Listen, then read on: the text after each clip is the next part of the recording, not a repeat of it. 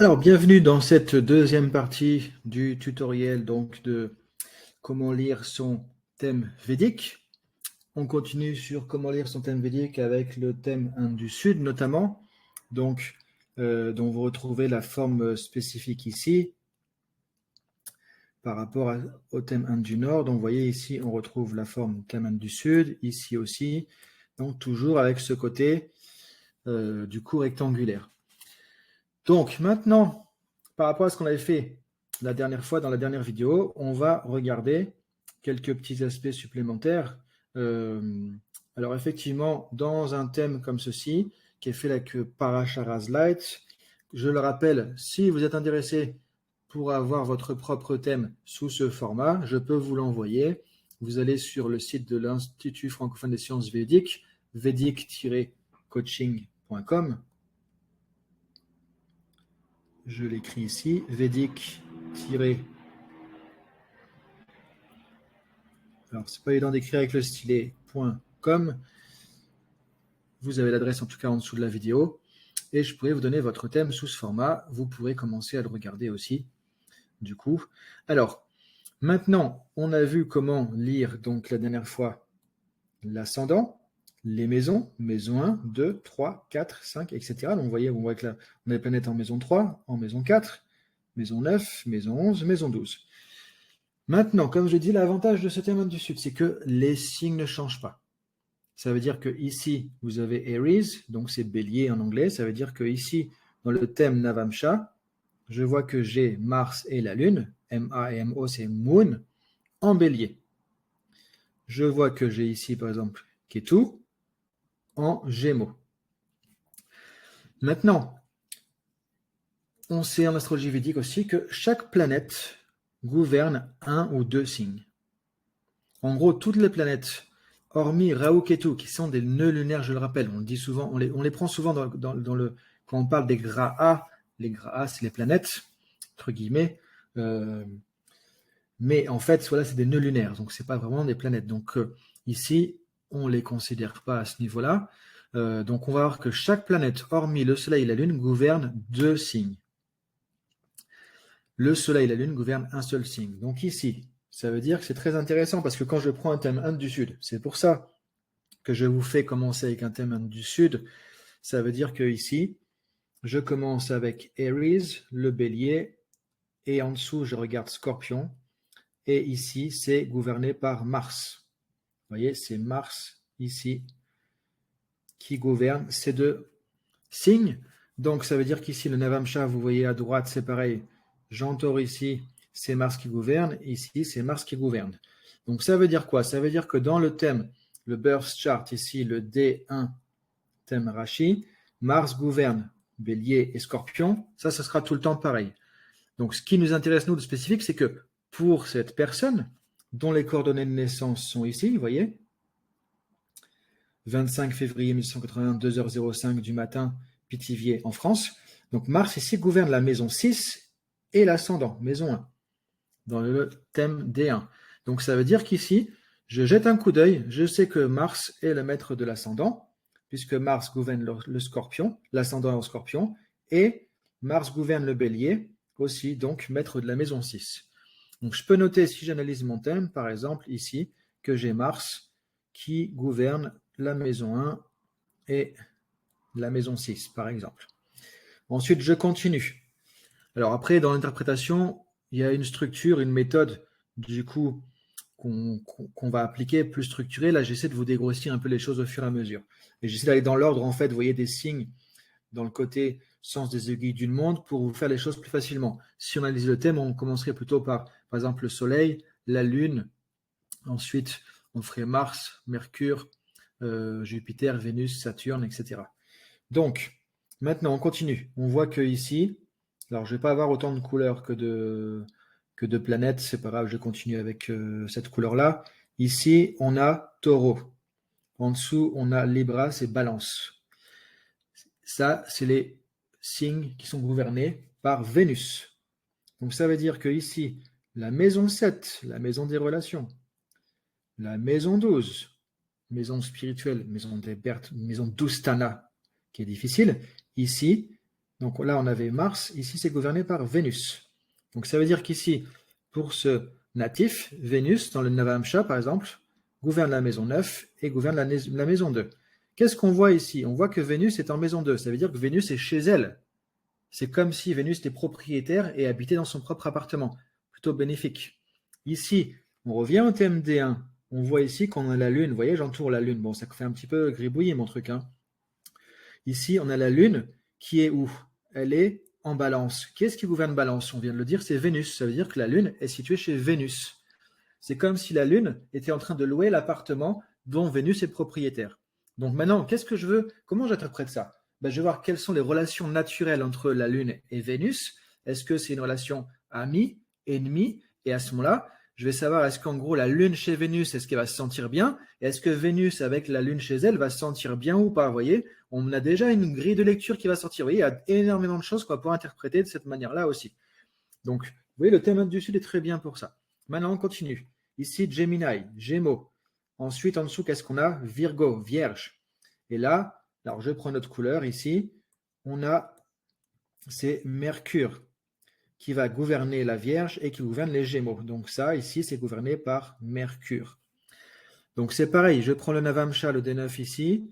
J'ai la maison 10, la maison 1, donc l'ascendant, gouverné par Mercure. Qu'est-ce que je remarque? Je remarque que Mercure, maître de l'ascendant, puisque maître gouverneur de Vierge, ici la maison 1 est en Vierge, donc gouverneur, maître de l'ascendant, est situé en maison 1. Donc ça veut dire que Mercure, plutôt bénéfique à ce niveau-là, puisque c'est le maître de l'ascendant ici, est situé en maison 1. Elle est chez elle, puisqu'elle est en Vierge.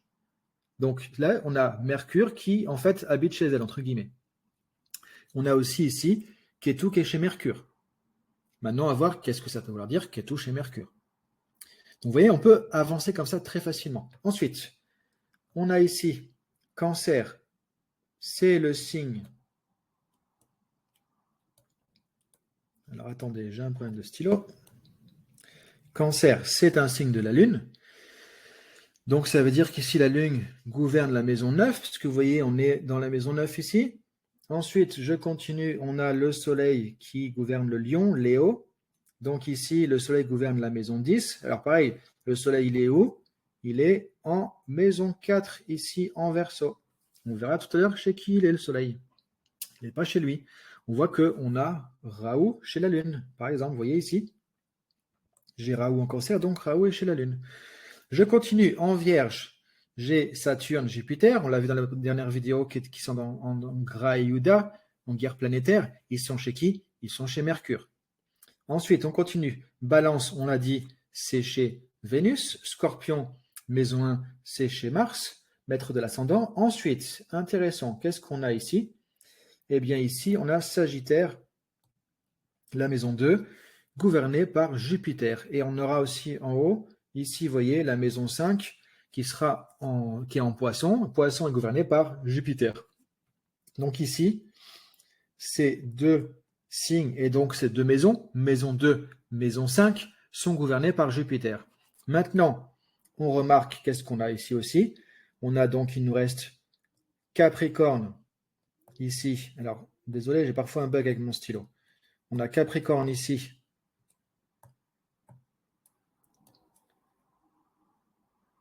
Et Aquarius Verseau qui sont gouvernés, du coup, cette fois, je change un peu de couleur, par Saturne. Ici, c'est Saturne ou Shani en sanskrit qui gouverne Capricorne et Verseau. Donc, ça veut dire que dans ce thème, la maison 3 qu'on a ici, la maison 4 qu'on a ici avec Mars, le Soleil et Vénus sont gouvernés par Shani, par Saturne.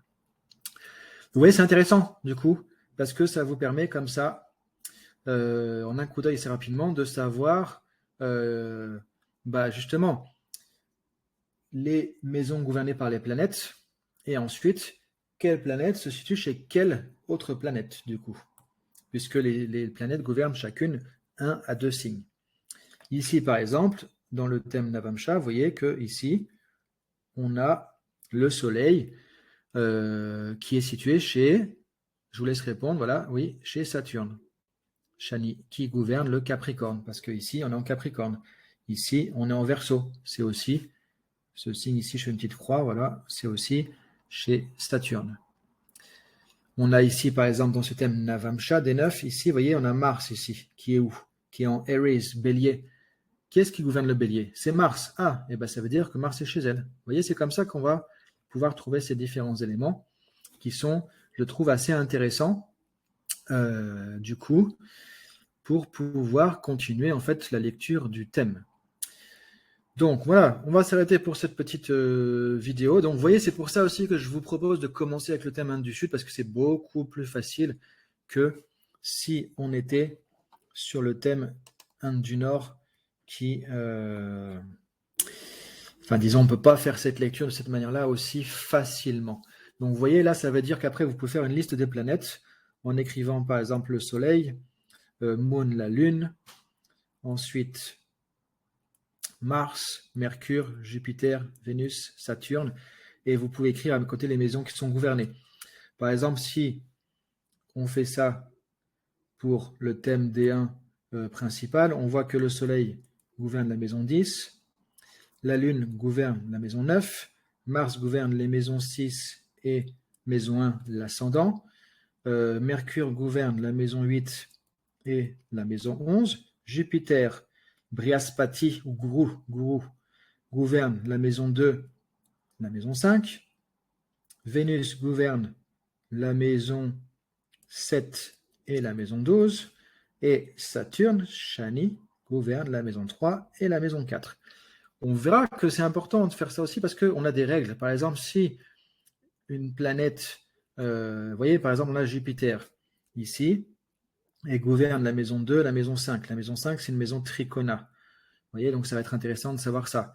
On a, par exemple, Vénus, qui est planète bénéfique naturelle, qui gouverne la maison 7, qui est une maison Kendra. Ce sera important de savoir ça pour différentes raisons.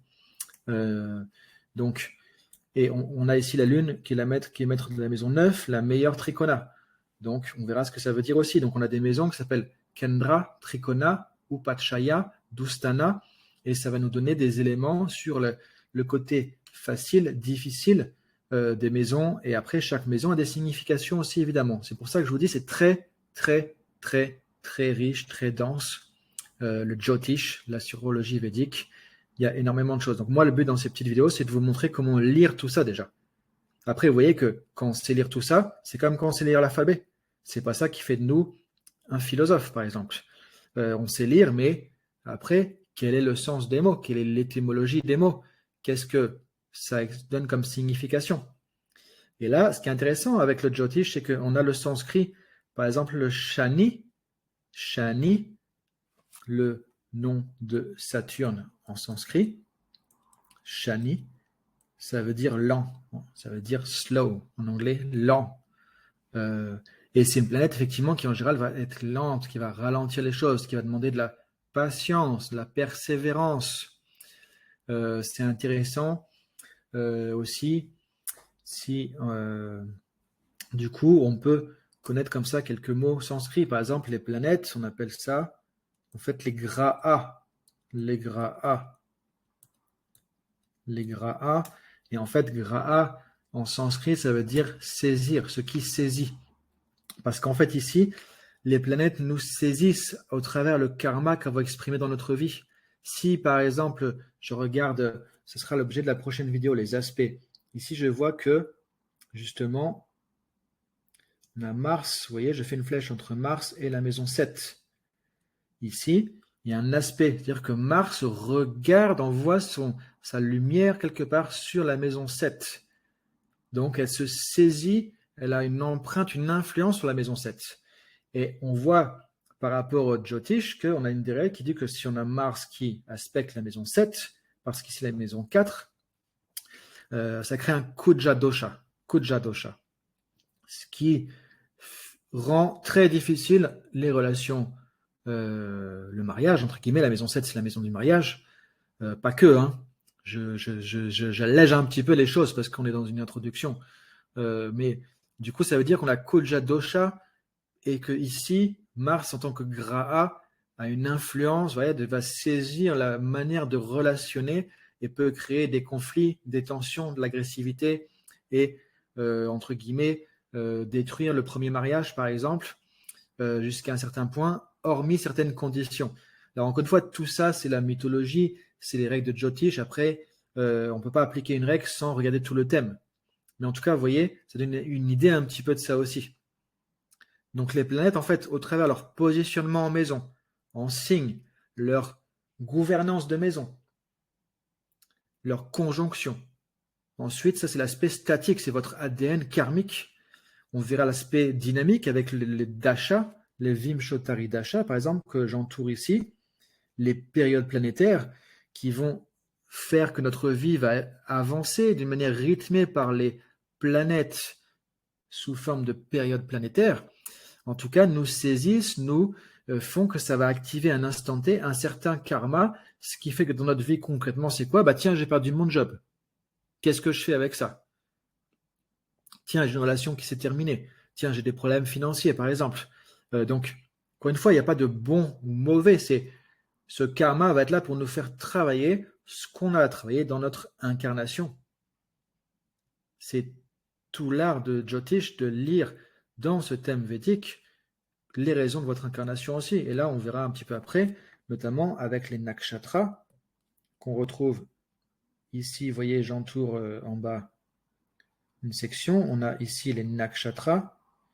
Nakshatra de l'ascendant Anuradha, nakshatra du soleil ici, Shatabhishak, nakshatra de la lune, Moon ici, Vishaka. Chaque nakshatra a une énergie particulière. Le nakshatra de l'ascendant, c'est l'ascendant, c'est l'incarnation physique dans ce monde.